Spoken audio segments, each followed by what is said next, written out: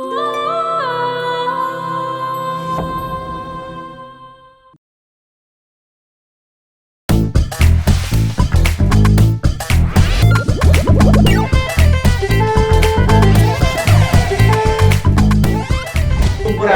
Perform করতে আসছে এক থা টাইগার সদ্য বিবাহিত ফাজলুল হক সাকিব।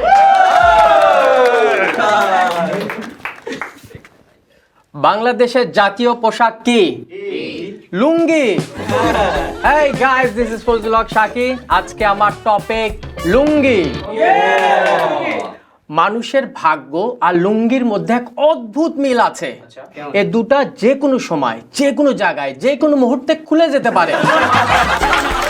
ভাগ্য খুললে পৌষ মাস, লুঙ্গি খুললে সর্বনাশ। বলুন তো লুঙ্গিতে চেন নেই কেন? এ বাবা, এত বড় ফুটা থাকতে আবার চেন? ভাই আপনার লুঙ্গিটা একটু সাবধান, সাবধান, সাবধান।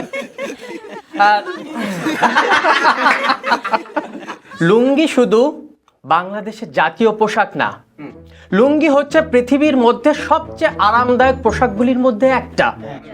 এই নিয়ে মেয়েরা জেলাস, তারা এটা সহ্যই করতে পারছে না। এজন্য তারা নতুন একটা টেকনিক আবিষ্কার করেছে। লুঙ্গির মাঝখান দিয়ে সেলাই করে বলছে এটা প্লাজো। কিছুদিন আগে আমি ছাদে লুঙ্গি শুকাতে দিয়েছি, পাশের বাসার মর্জিনা প্লাজো মনে করে আমার লুঙ্গি নিয়ে চলে গেছে। আমি এখন কিছুতেই মর্জিনাকে বলতে পারছি না আমার লুঙ্গিটা দাও। তবুও লজ্জার মাথা খেয়ে মর্জিনাকে বললাম আমার লুঙ্গিটা দাও। মর্জিনা আমাকে বলল তোমার লুঙ্গি এখন হয়ে গেছে প্লাজো বাবু। আর আমি হয়ে গেলাম হাবু। কারণ মেয়েরা মিষ্টি মিষ্টি কথা বলে ছেলেদের সব সময় ঠকায়। মেয়েরা সব সময় ছেলেদের ঠকিয়ে আসছে। ছেলেরা সব সময় বৈষম্যের শিকার। এই যেমন ধরুন বাংলা সিনেমায় আছে মায়ের আঁচল, কিন্তু বাবার লুঙ্গি নিয়ে কোনো সিনেমা নেই। আবার বাংলা সিনেমায় দেখবেন মেয়েরা এলোমেলো বাতাসে শাড়ির আঁচল উড়াচ্ছে, কিন্তু আজ পর্যন্ত কোনো নায়ককে দেখলাম না লুঙ্গি উড়াতে।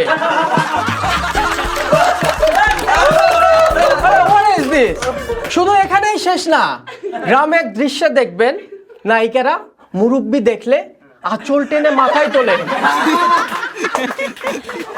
কিন্তু আজ পর্যন্ত কোনো নায়ক পারেনি। তারপরে দেখেন এই যে ছোটবেলায় বাচ্চারা ভয় পেলে মায়ের আঁচলের নিচে গিয়ে লুকায়, কিন্তু ছেলেরা আজ পর্যন্ত কোনো বাবার লুঙ্গির নিচে লুকায়নি। যেহেতু ছোটবেলার কথায় আসলো, সেহেতু আমার ছোটবেলার কথা বলি। আমি যখন ছোটবেলায় লুঙ্গি পরে ঘুমাতাম, সকালে ঘুম থেকে উঠে দেখতাম গলার মালা হয়ে গেছে। ভাই আপনার লুঙ্গিটা একটু সামলান। হ্যাঁ আপনার। তো কিছুদিন আগে আমরা 3 বন্ধু বাইকে করে ঘুরতে বেরিয়েছি। হঠাৎ দেখি রাস্তার মধ্যে বিশাল ব্যারিকেড। সার্জেন্ট এসে বলে দাঁড়াও। 3 জন মাথায় হেলমেট নাই, আবার এক বাইকে, নামো, যাও ওখানে দেয়ালের সামনে গিয়ে দাঁড়াও। তো আমরা 3 জন গেলাম। সার্জেন্ট এসে প্রথম বন্ধুকে বলল নাম আবুল। হ্যাঁ, মাথায় হেলমেট নাই, আবার এক বাইকে 3 জন, এই মাথা নিচে পা উপর দিয়ে হেলান দাও। সে দেয়ালে হেলান দিল। এরপর দ্বিতীয় বন্ধুকে বলল তোমার নাম? মোকলেস। মাথায় হেলমেট নাই, গাড়ির লাইসেন্স নাই, মাথা নিচে পা উপর দিয়ে হেলান দাও। এবার আমার কাছে এসে বলল নাম? বললাম শাকি। বলে এবারের মতো মাফ করে দিলাম, কারণ আমি লুঙ্গি পরেছিলাম।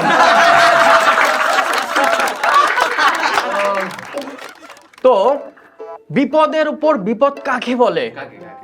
লুঙ্গিতে আগুন ধরলে বুঝবেন, খুলতেও পারবেন না, পরে থাকতেও পারবেন না। অদ্ভুত ভাই, অদ্ভুত। তবে লুঙ্গি পরে ঘোরাঘুরির একটা বিশাল সুবিধা আছে, কেউ পকেট মারতে পারবে না। তো কিছুদিন আগে সকালবেলা প্রচন্ড জোরে ভূমিকম্প হয়েছিল। আমরা তো বিল্ডিং এ সবাই নেমে দৌড়ে রাস্তায় গেলাম।